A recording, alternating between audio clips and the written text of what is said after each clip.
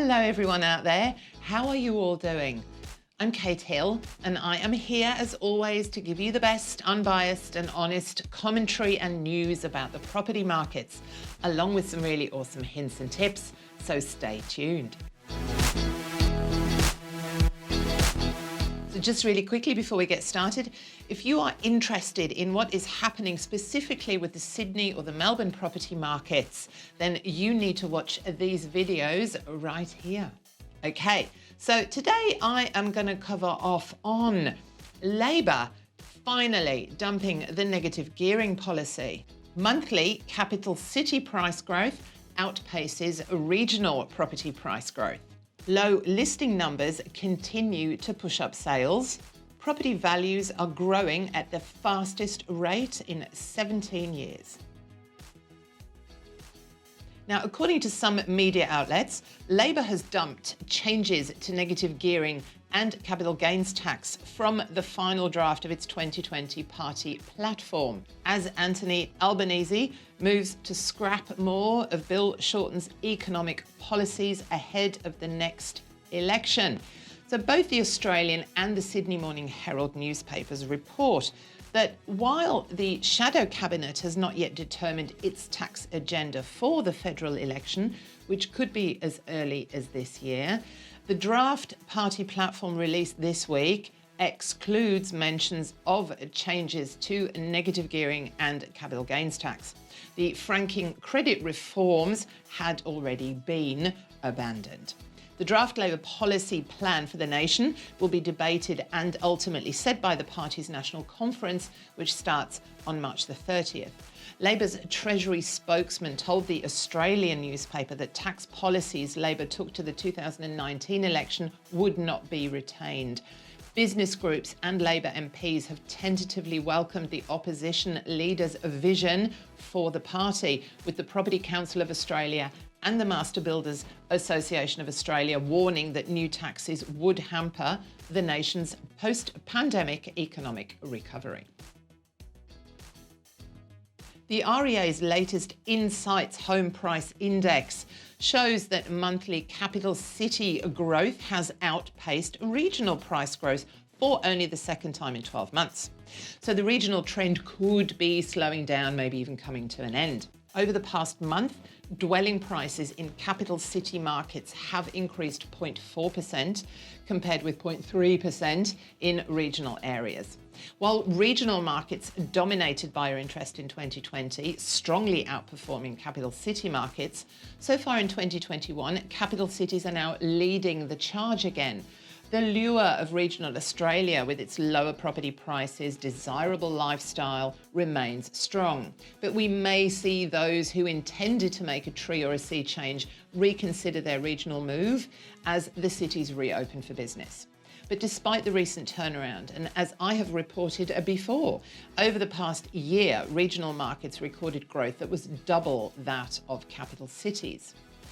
In terms of the property type that buyers are flocking to, house price growth at 0.4% continued to outpace unit growth 0.1% in February. Looking at the last 12 months, house price growth at 6.9% was more than triple that of unit price growth at 2.1%.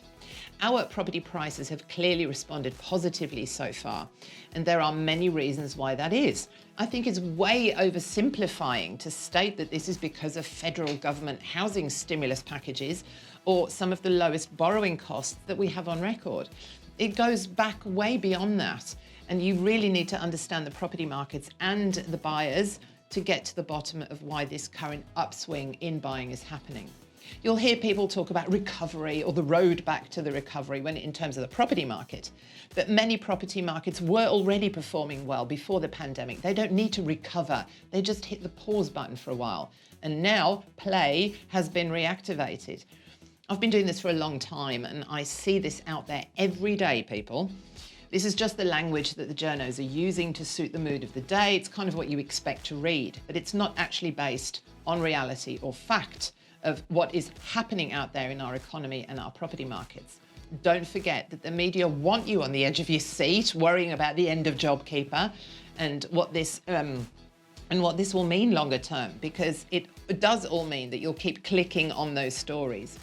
Prices are picking up in both Sydney and Melbourne. There's way more demand than supply, and we do expect to see this momentum continue in the coming months. Low levels of properties listed for sale is helping to push up property sales, and in February, listings overall fell further, despite an increase in new listings, if that makes sense. Figures released this week by SQM Research reveal that total listings nationwide fell 2.7% in February, and compared to 12 months ago, listings are down by 13%. The largest monthly decreases were in Adelaide, Brisbane and Perth, but compared to a year earlier, listings fell the most in Hobart and Adelaide. The overall fall in listings comes despite a 52% rise in new listings in February of the new properties on the market, which is up 6% over the year. Canberra's new listings jumped the most by 94%, while Sydney also recorded a robust rise of 71%. Listings overall are declining because buyers still outnumber sellers significantly, and available properties are being snapped up really quickly by competing buyers.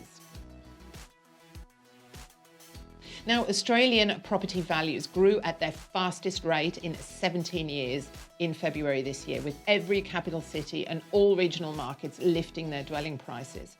This is a really rare occurrence where all 15 market jurisdictions, 8 capital cities, 7 regional markets, are rising strongly at the same time, and it confirms that Australia is experiencing a nationwide real estate boom, which is the first nationwide growth spurt since 2001 to 2003.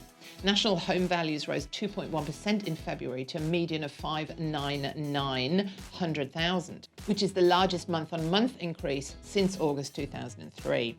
The two biggest capital cities recorded the strongest monthly growth. Sydney's median home value rose 2.5% to 896,100,000, and Melbourne's rose 2.1% to 718,100,000. Hobart property values also recorded a 2.5% monthly rise to 536,000.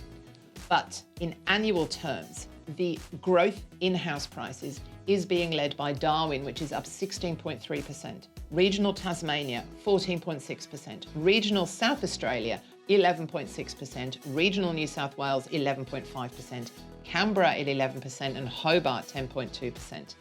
Pretty much all of us consider the growth in the property markets as phenomenal against the backdrop of the pandemic.